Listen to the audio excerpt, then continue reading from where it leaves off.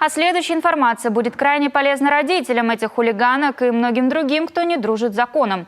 В исправительной колонии поселка Синдер Кнежпогосского района открыли новый швейный цех на 60 рабочих мест.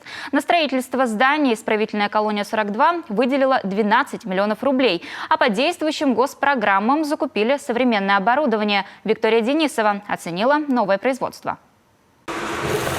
Мастера швейного дела 42-й колонии осваивают оборудование нового цеха. К работе приступили 50 человек. Каждый прошел обучение по специальности швея, и сегодня они выполняют первый долгосрочный заказ по пошиву спецодежды. Стоимость партии 860 тысяч рублей. Нужно управиться до конца месяца. Силы были, конечно, потрачены значительные. Вот Камил Альбертович привел пример, приносящий доход деятельности порядка более 12 миллионов. Так?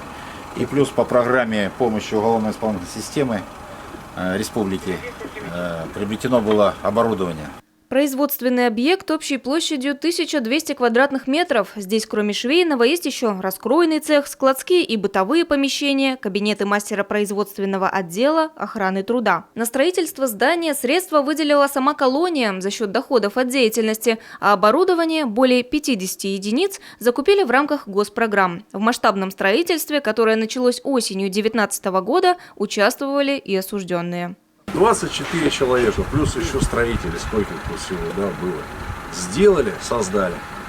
Ну и теперь будем ждать, что те, кто будут работать внутри, создадут нам еще много-много полезного.